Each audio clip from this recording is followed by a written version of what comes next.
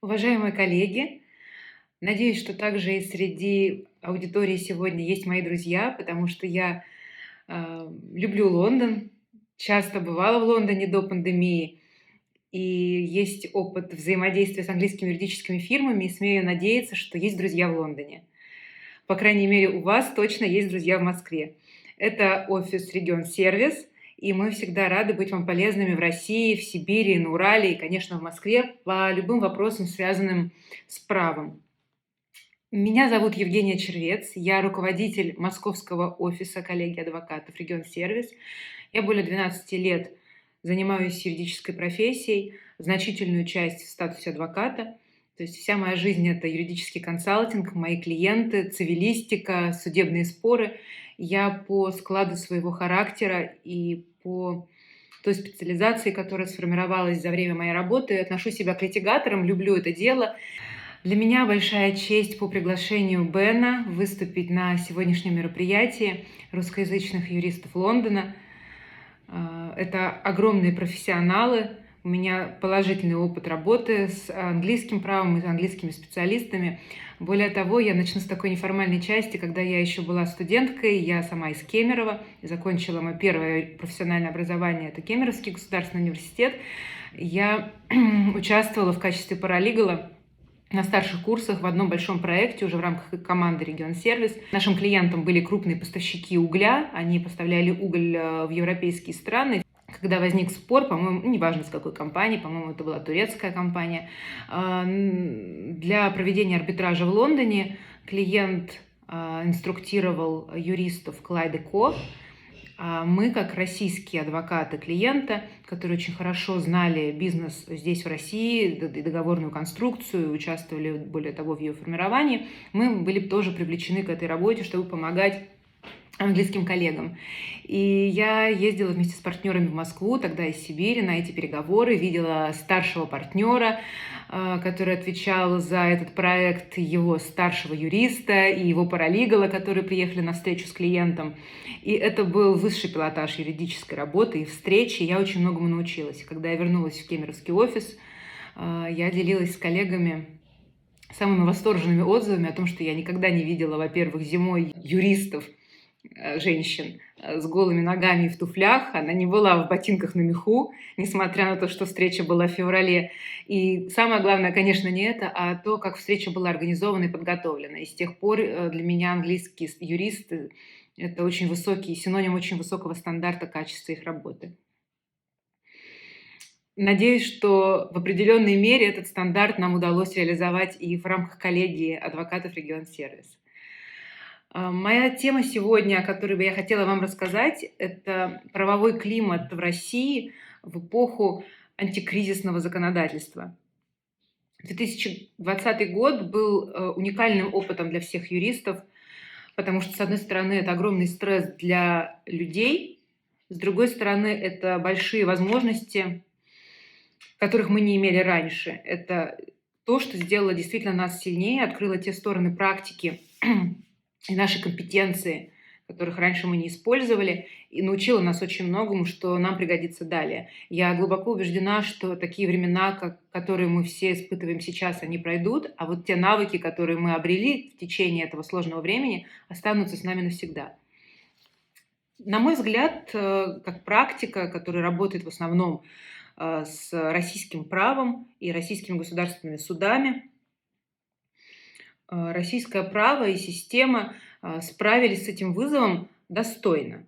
Безусловно, в начале весны 2020 года был некий этап, когда, можно так сказать, что и законодатель, и правоприменитель в лице судов были ошарашены происходящим, и была некая пауза. И вы знаете, что в России был период определенный, когда впервые за очень долгое время, это просто жизнь нескольких поколений, впервые были закрыты суды. И это время было достаточно продолжительным, и я скажу, наверное, в моей жизни это было самое тревожное время и самое непривычное. Однако очень оперативно сориентировался и законодатель, и система. Крупными мазками расскажу об основных ключевых изменениях, на которые можно обратить внимание. Во-первых, я бы назвала, наверное, 5 таких блоков. О некоторых я скажу чуть глубже, а некоторые просто назову. Ну, прежде всего, абсолютно все граждане России и все лица, находящиеся на территории России в этот момент, в начале весны 2020 года, оказались в режиме самоизоляции. Это повлекло очень много вопросов относительно конституционности такого режима. Была введена административная, а затем уголовная ответственность за нарушение этого режима. Грубо говоря, сначала граждане определенных категорий, а далее все граждане не должны были покидать своих жилищ без необходимости, только в определенных случаях и на определенные расстояния. И, безусловно, встает вопрос и обоснованно о конституционности таких правил. Конституционный суд рассмотрел данный вопрос совершенно недавно и уже после того, как эти правила были смягчены. И в конце 2020 года опубликовано постановление Конституционного суда от 25 декабря 2020 года, где Конституционный суд объяснил и обосновал с точки зрения Конституции правомерность подобных запретов, потому что ничего нет выше, как жизнь и здоровье человека, и если для целей обеспечения этих основополагающих ценностей необходимо ограничить право на передвижение, то уполномоченные на то государственные структуры вправе это сделать. В принципе, как часто бывает в таких вопросах неоднозначных, все-таки Конституционный суд смог свои мотивы изложить настолько четко и связанно, что после его прочтения, мне кажется, вопросы именно конституционности данных положений, они отпадают. Следующие вопросы, это уже, конечно, более относящиеся к коммерческому праву, к бизнесу, более бизнесовые. Встал вопрос с договорами аренды и договорами кредита, прежде всего, потому что в случае режима самоизоляции он очень резко изменил арендный бизнес, вообще любой бизнес, и аренда подверглась самым первым изменениям. По договорам аренды стали происходить дефолты. И далее была политико-правовая вилка, на чьей стороне будет государство, кого будет поддерживать законодатель, арендодателя или арендатора, кто наиболее слабая сторона. Потому что среди наших клиентов, например, есть и арендаторы, и арендодатели. Каждый из них полагали себя наиболее ущемленными в данной ситуации. В нашей стране законодатель, суды встали на сторону необходимости защиты арендатора как все-таки более слабой стороны. Обусловлено это тем, что более сильная та, у кого вещь, у кого собственность, точнее, у кого титул на вещь. Поскольку собственник – это арендодатель, он презюмируется обычно более сильной стороной, и защита требует меньше. Поэтому все-таки антикризисное или антивирусное, как его стали называть, законодательство эпохи пандемии, оно более проарендаторское, нежели наоборот.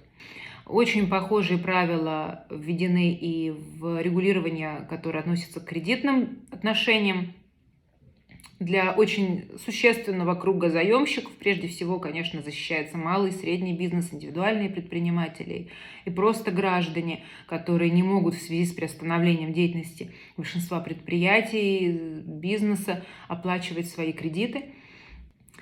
Логичным продолжением регулирования арендного и кредитного стало введение моратория на банкротство. Это один, наверное, из интереснейших вопросов, поскольку он касается реабилитационной процедуры, к которой относится по своей сути этот мораторий. Разговоры о моратории, о том, что в российском праве должен быть такой механизм, велись давно, и сложившаяся ситуация стала определенным стимулом для того, чтобы этот вопрос решился быстрее, чем он, наверное, мог бы решиться в отсутствии этой кризисной ситуации.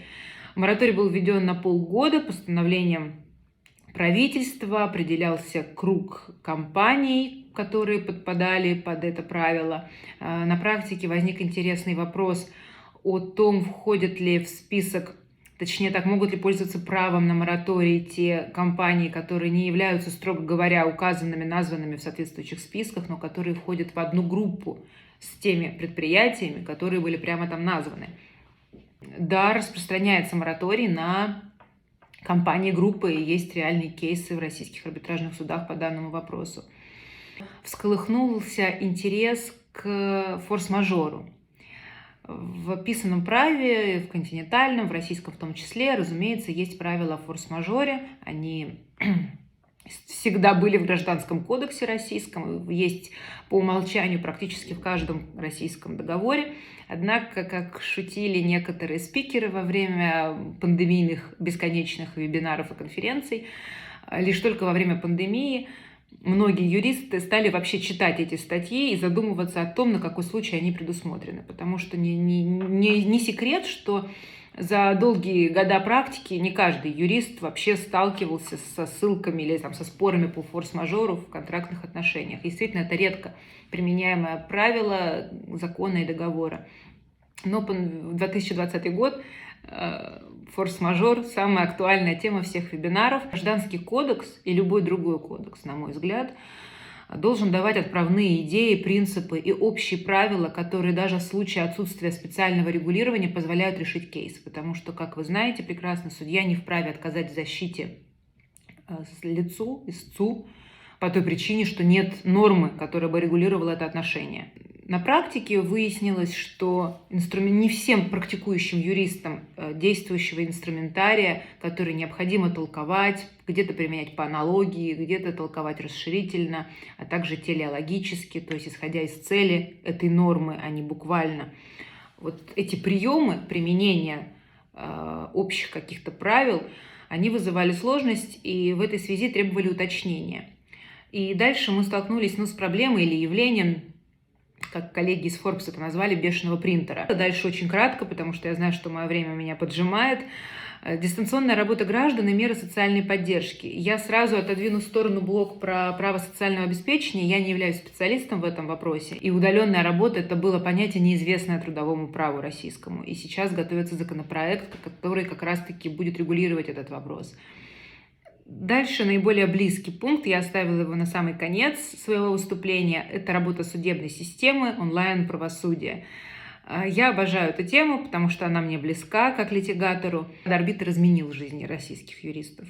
И не один раз, как это показал 2020 год, потому что в отличие от многих стран, где судебные процессы осуществлялись, начиная от видео в WhatsApp, Zoom, Teams и просто телефонной связи, такие были случаи, в России практически сразу же, за исключением некоторых случаев, когда суд состоялся онлайн по видеозвонку в WhatsApp, об этих случаях писали, но это единичные такие экзотические случаи, именно на базе КАД-арбитра была разработана система, были предоставлены дополнительные возможности онлайн-заседания. И, наверное, никогда уже наша жизнь не будет прежней, потому что в большой стране, такой как Россия, когда суды раскинуты по всей стране, и подсудность, все-таки территориальная подсудность такова, что она может занести сторону в очень далекий суд, и есть компании федеральные, есть банки, которые вынуждены вести процессы и на Дальнем Востоке, и на Кавказе, и в Сибири, и на Урале. И та экономия времени, ресурсов, которая обеспечивается возможностью выхода в процесс из своего кабинета или даже из дома, как это случалось во время дистанционной работы и случается до сих пор, это уникальная возможность, о которой еще в начале 2020 года, то есть еще год назад, мы не подозревали. Я не могу сказать, что, с одной стороны, это круто, и заседаний онлайн очень много в России, в разных судах, в разных субъектах. Все началось, кстати, пилотное заседание было на севере по инициативе, по-моему, налогового органа. Это в рамках, наверное, может быть, даже дела о банкротстве, рассматривался вопрос об ответственности управляющего, и это заседание было рассмотрено впервые в России в онлайн, вошло в историю российского правосудия. Летом, когда ситуация немножко улучшилась, мы встречали отказы судов в удовлетворении ходатайств об онлайн-правосудии на том основании, что ситуация улучшилась. Онлайн-правосудие – это временная мера только на период ограничительных мер, связанных с пандемией. Сейчас они закончились, поэтому, уважаемые стороны, будьте добры присутствовать лично. Однако все-таки это такие неформальные ощущения судей. Я же думаю, что онлайн с нами надолго, и существует специальный законопроект, который готовится соответствующими ведомствами.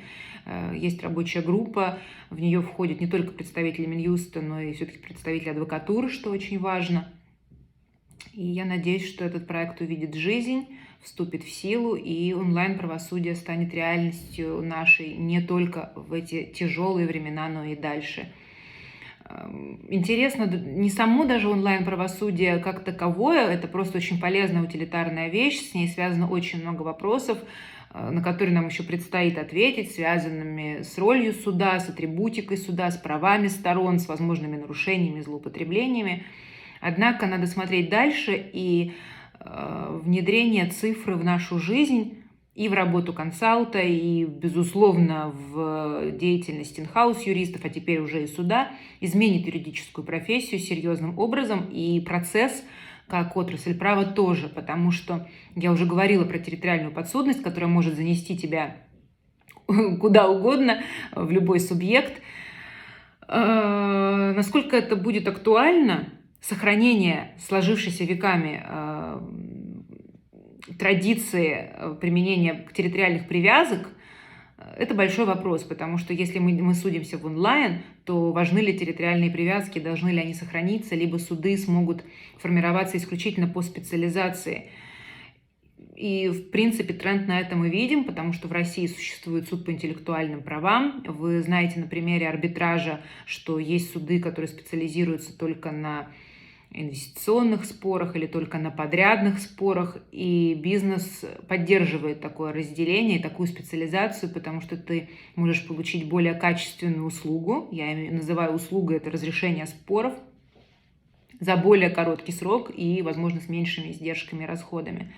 Так что онлайн дает нам решение и сегодняшних наших текущих вопросов, дает нам возможности, которые мы не имели раньше. Одно только мое участие в вашем мероприятии Русфора – это уже следствие и большой подарок от цифровизации, но также дает нам основание подумать над коренным пересмотром и совершенствованием законодательства, прежде всего процессуального, и позволит реализовывать права сторон быстрее и эффективнее. И в целом, я думаю, что это нам всем на благо.